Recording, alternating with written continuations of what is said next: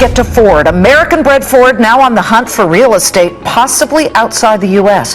Ford announcing it is going to move the manufacturing of its Focus and its C-Max from Wayne, Michigan to a new location. For more than 100 years, Ford has been the backbone of American industry. But now the company is making a shocking move that could send shockwaves through the economy. While some call it a betrayal, others say it's the only way Ford can survive. So what's really happening? This isn't just another corporate decision. It's a direct challenge to everything Trump stands for. What Ford just announced changes the game for American manufacturing, electric vehicles, and even the future of U.S. jobs. And the fallout, it's only just beginning. So how will this impact American workers and the future of electric vehicles? And could this spark a bigger battle? Stick around. This is a story you won't want to miss. The bombshell nobody saw coming. At first, it seemed like a standard corporate update, another press release among many. But as the details emerged, the significance became undeniable. The message was clear. They were no longer playing by Donald Trump's rules. Ford had just confirmed that a significant portion of its electric vehicle production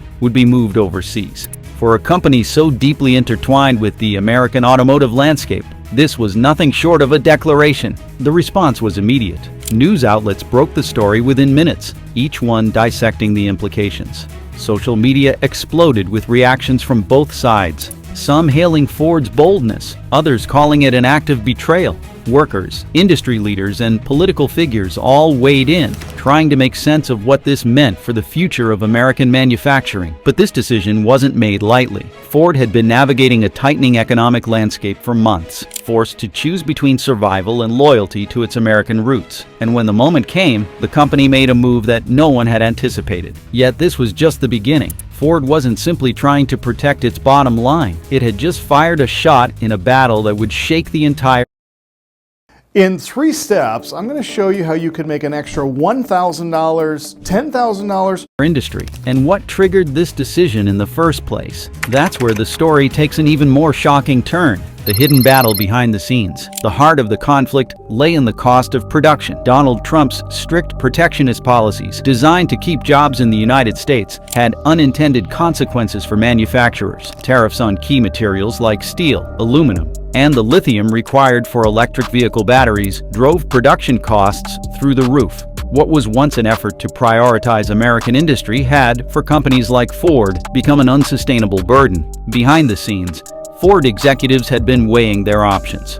They knew that continuing to manufacture electric vehicles domestically under the current policies would make them less competitive on the global stage. Meanwhile, international competitors, free from these restrictions, were moving ahead, producing vehicles at a fraction of the cost. If Ford wanted to keep up, they had to make a move. The final push came from the instability of the supply chain. With constant disruptions in raw material imports, production delays had become the norm. The automotive industry operates on razor-thin margins, and every additional cost, every delay, could mean the difference between leading the market and falling behind. Ford had seen the warning signs. They had tried to adapt, investing in domestic facilities and attempting to negotiate with policymakers. But as the situation worsened, the company had to make a decision: stick with a system that was becoming increasingly unsustainable, or take the necessary steps to remain a dominant force in the industry. It wasn't just about Ford's survival, it was about the future of electric vehicles in the United States. The company saw an opportunity to shift its focus toward international expansion, leveraging global partnerships to secure its place in the evolving market. And then, Ford made the call. The plan was set in motion, but the moment it became public, it was only a matter of time before Donald Trump responded. And when he did not hold back. Trump's explosive reaction. Donald Trump wasted no time declaring war on Ford. The announcement blindsided him, and his response was swift, forceful, and, as expected, explosive. At a rally shortly after the news broke, he took the stage with fire in his eyes. The crowd erupted in cheers before he even spoke, sensing the fight that was about to unfold. And when he finally did, he made his position clear. Ford has turned its back on the American worker, he roared. They are shipping your jobs overseas while you are left to pick up the pieces. We built Ford. The American worker built Ford. And this is how they repay us? The crowd responded with chants of outrage. The anger was real, and Donald Trump knew exactly how to fuel it. He promised action, vowing that any company that abandoned American jobs would face consequences. Tariffs, penalties, the revocation of government contracts, everything was on the table. But Ford had anticipated this reaction. They knew that making such a move would put them directly in Donald Trump's line of fire, and yet they went through with it anyway. Because this wasn't just about politics. The backlash was immediate, but it wasn't just coming from Donald Trump's base. News stations across the spectrum took their own positions. Some argued that Ford's move was a necessary step in adapting to a changing global economy. Others painted it as a betrayal of the very workers who had kept the company alive for more than a century. The debate quickly spread beyond the automotive world. Political analysts weighed in, economists issued their predictions, and lawmakers on both sides of the aisle were forced to take a stance. And yet, through all of this, Ford remained steady. Because this wasn't just about making a statement. It was a calculated decision, and they were about to make that clear to the entire world. Ford's calculated counterattack. Instead of apologizing, Ford doubled down. In a carefully worded press release, the company addressed the growing controversy head-on. They didn't backpedal. They didn't try to soften the impact of their decision. Instead, they framed it as a necessary step for survival, innovation, and progress. Ford has always been committed to leading the future of mobility, the statement read. As the industry evolves, we must make strategic decisions to ensure our ability to compete on a global scale. Our dedication to American jobs remains steadfast, but our priority is also to remain at the forefront of innovation. Ford wasn't just shifting production overseas to cut costs. They were positioning themselves to dominate the electric vehicle market. With global expansion came greater access to materials, lower production costs, and the ability to invest in cutting-edge battery technology. The statement also emphasized Ford's continued investment in the United States, highlighting its plans to expand research and development centers and increase domestic production of high-tech vehicle components. It was a carefully crafted response, one that acknowledged the concerns while standing firm on the decision. Yet the battle wasn't over. If anything, it had only begun, because this wasn't just a corporate maneuver. It was a direct challenge to Donald Trump's economic agenda, and the war between the White House and one of America's most iconic automakers was only going to escalate. And what happened next? No one saw coming. The war escalates. What's really at stake? Is Ford selling out the American worker? Or is this the only way they can survive? That is the question dividing an entire nation. When the company announced its decision to shift a significant portion of its electric vehicle production overseas, it was more than just a corporate move. It was a direct challenge to everything the American automotive industry had been built upon. But Ford is facing a reality that cannot be ignored. The cost of manufacturing electric vehicles in the United States is skyrocketing, in part due to tariffs on essential materials like lithium, cobalt, and nickel. These resources are the backbone of the electric vehicle revolution, yet they are primarily controlled by markets overseas. With supply chain disruptions and unpredictable trade policies, Ford has found itself in a position where staying competitive means making tough decisions. This is not just about Ford. It is a sign of a much larger shift in the global economy. Automakers are no longer just competing with each other. They are competing with entire nations and international trade networks. Ford's leadership believes that in order to stay ahead, they must embrace a more global strategy. Trump, however, has a different take. He sees this as a betrayal. Standing before a roaring crowd, he declared that Ford had abandoned the American worker, choosing profit over patriotism. His supporters echoed the sentiment, calling for boycotts and pushing for policies that would force Ford to bring jobs back home. But what if there is more to this story? What if Ford is not turning its back on America, but preparing for a battle against an even bigger competitor? That is where things get interesting. The Tesla factor. Why Ford made this move now? Ford is not just fighting Trump.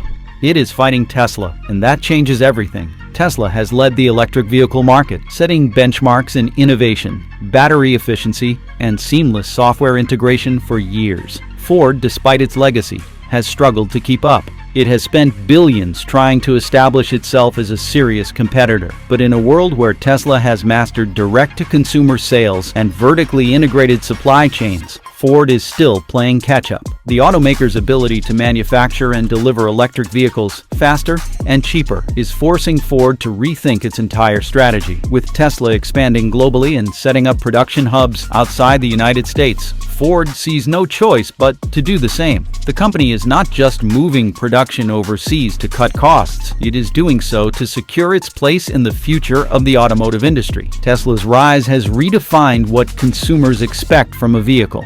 It's no longer just about transportation. Drivers now demand cutting-edge technology, continuous software updates, autonomous capabilities, and a well-integrated charging network for a seamless ownership experience. Ford's traditional model of manufacturing, selling through dealerships, and relying on gas-powered engines is rapidly becoming outdated. If they do not act now, they risk being left behind. But this decision has consequences. While it may make Ford more competitive in the global market, it has triggered a wave of backlash at home. The tension is no longer just between Ford and Trump. It has spread to Congress, and that is where the battle takes on an entirely new dimension. The political crossfire where Congress stands. Ford's announcement has sent shockwaves through Washington, igniting a fierce political debate that goes far beyond the automotive industry. The decision has become a flashpoint in the ongoing battle over the future of American manufacturing, labor rights, and global competitiveness. Republicans are accusing Ford of betraying American workers and caving to global economic pressures, while some Democrats are praising the move as a bold step towards sustainability and long-term market leadership in an increasingly electrified world. Legislators aligned with Trump are pushing for immediate retaliation. There is talk of punitive tariffs targeting automakers that move production overseas, tax penalties for companies that shift jobs out of the country, and new restrictions on federal contracts for corporations that do not prioritize domestic manufacturing. Some lawmakers have even proposed revisiting trade agreements to introduce stricter regulations that would force automakers to keep operations within U.S. borders. The rhetoric is intensifying, with political leaders framing Ford's move as either a betrayal or a necessary evolution in a rapidly changing industry. On the other side, there are those who see Ford's decision as an inevitable shift in the industry. Rather than punishing Ford, some lawmakers argue that the focus should be on making America a more competitive hub for innovation. There is increasing momentum behind expanding tax credits for electric vehicle manufacturing, investing in domestic battery production, and modernizing infrastructure to support the shift to electric transportation. Proponents believe that with the right policies, the U.S. can lead the global EV revolution rather than fight against it. This divide is not just political, it is deeply personal. Ford workers and their families are watching closely, wondering if their jobs are at risk or if new opportunities will emerge in the wake of this controversy. Auto unions are mobilizing, demanding reassurances that American jobs will not be sacrificed in pursuit of cost-cutting measures. Meanwhile, investors are closely analyzing the situation, weighing whether Ford's global gamble will enhance the company's long-term profitability or if the backlash will weaken its market position. Ford is not backing down. They have a strategy, and it involves more than just shifting production. The company is making calculated moves that could redefine its future, shaping not only its role in the EV market, but also its standing in the broader global economy. And that is where their billion-dollar play comes in. Ford's billion-dollar play. While Trump and Congress continue their battle over Ford's decision, the company itself has been quietly working on a game-changing move. Ford is not just relocating production, it is doubling down on the future. Ford has announced a massive investment in battery technology and electric vehicle infrastructure, pouring billions into research and development. Their plan is not just to keep up with Tesla, but to outpace them in areas where traditional automakers have an advantage: scale, experience, and industrial infrastructure. The company is building new battery facilities, forming partnerships with global suppliers, and securing resources that will allow them to control more of the electric vehicle supply chain. They are betting that by investing in cutting-edge technology now, they can position themselves as the leader in electric vehicles when the market fully transitions. But this strategy comes with significant risks. Expanding overseas means navigating complex political landscapes, dealing with shifting regulations, and facing potential retaliation from an administration that sees this move as un-American. There is also the question of whether consumers will support Ford in the long run, or if the backlash will permanently damage its reputation. And just when it seemed like Ford had everything planned out, Trump had one more weapon left to unleash. A move that could change the game entirely. The war is far from over. Trump's retaliation plan. For President Trump, this was not just about one company shifting production overseas. It was a direct challenge to his economic vision. If he let Ford get away with this, what was stopping other corporations from doing the same? The message had to be clear. Defy Trump's America First policies, and there would be consequences. Behind closed doors, Trump and his advisors crafted a series of aggressive countermeasures. The first move was an immediate call to rework tariff policies. He proposed new penalties on automakers that relied on foreign production, framing it as a necessary step to protect American workers. Additionally, Trump threatened to revoke government contracts, warning that any company taking jobs away from the United States would no longer be eligible for federal funding or tax incentives. The rhetoric escalated quickly. During a rally, Trump declared, "Ford was built by American hands, and if they want to take that legacy and throw it overseas, they will pay the price." His base roared in approval. His supporters, many of whom worked in manufacturing towns that had already suffered from economic shifts,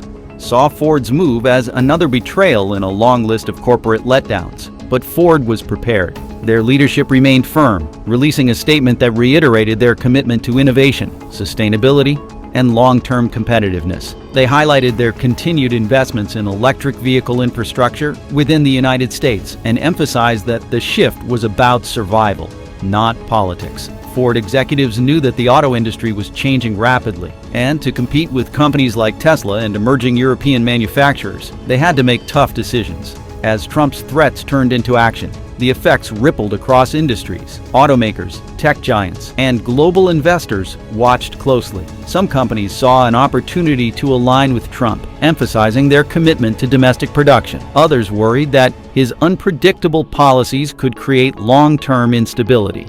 Then something happened that no one expected. Major players in the business world, including influential lobbyists and industry leaders, began pushing back against Trump's aggressive stance. They warned that targeting Ford with punitive measures could have unintended consequences, not just for the auto industry, but for the entire economy. The battle between Trump and Ford was no longer just about one company's decision. It had become a referendum on how the United States should engage with a globalized market. The unintended consequences. Trump's attack backfired in a way no one saw coming. Instead of forcing Ford into submission, his aggressive measures sent shockwaves through the economy. Businesses that relied on Ford's supply chain faced uncertainty. Investors, wary of the growing tension between government policies and corporate decision-making, began reassessing their strategies. The stock market, already sensitive to trade disruptions, reacted with volatility. It wasn't just Ford that felt the heat. Other automakers, some of which had once praised Trump's tax policies, started reconsidering their own production strategies. If tariffs and government contract cancellations became a common response to corporate decisions, it would set a dangerous precedent.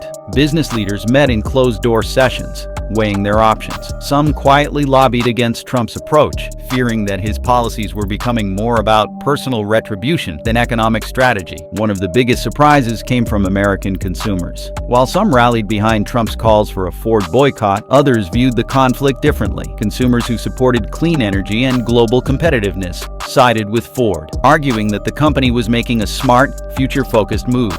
Social media became a battleground. Hashtags calling for a Ford boycott trended, but so did counter-movements urging people to support the company's commitment to innovation. Ford, meanwhile, doubled down on its messaging. The company launched a public relations campaign emphasizing its American roots, reminding the public that it was still investing billions in domestic jobs and facilities. Executives gave interviews highlighting the need to remain competitive in an evolving global market. They framed their decision not as a rejection of American manufacturing, but as an adaptation to new economic realities. Meanwhile, Trump found himself in a difficult position. His strategy of pressuring corporations into submission had worked before, but Ford was proving to be a formidable opponent. If he continued pushing, he risked alienating business leaders and economic allies. If he backed down, it would look like a defeat. The political stakes were high. As the battle escalated, it became clear that this was no longer just about Ford or Trump. It was about the balance of power between government and business. Who truly controlled the direction of the American economy?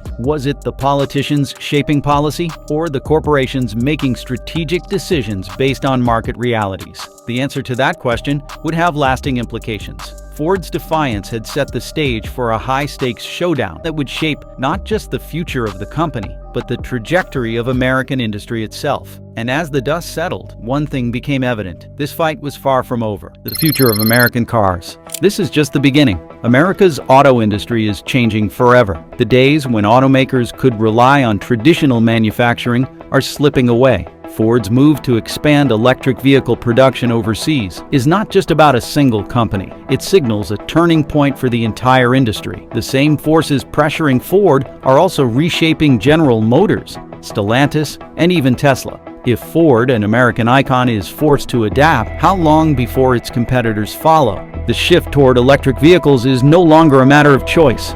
Governments worldwide are setting aggressive emission targets, consumers are demanding cleaner alternatives, and the global race for battery innovation is accelerating. Ford's decision to invest abroad is not an isolated event. It is a symptom of a much larger transformation. General Motors has already announced its own plans to transition fully to electric vehicles. Stellantis, which owns Chrysler, Jeep, and Dodge, is investing billions in battery production. Even Tesla, despite its strong American identity, sources much of its critical materials from overseas. For traditional automakers, this is more than an evolution. It is a battle for survival. Electric vehicle production is fundamentally different from building internal combustion engine cars. The factories, supply chains, and workforce requirements are changing, forcing companies to rethink everything from production lines to raw material sourcing. The transition also means confronting automation. As manufacturing becomes more dependent on robotics and artificial intelligence, the number of traditional factory jobs will inevitably decline. The image of thousands of workers assembling cars by hand is quickly becoming a thing of the past. Ford's conflict with Trump highlights the tension between progress and tradition. Trump's push for domestic production aligns with his economic nationalism. But can the United States remain competitive while resisting globalization? Ford's leadership made a calculated decision to secure its long-term success, even at the cost of immediate political backlash. If other automakers do not adapt, they risk falling behind in the global race for innovation. But this battle is not just about cars. The auto industry has long been a pillar of American identity, representing resilience, strength, and ingenuity. If Ford's move is a preview of what is to come, what does this mean for the future of American industry as a whole? The next few years will determine whether the United States remains a leader in automotive innovation or falls behind in the global shift towards sustainability and automation.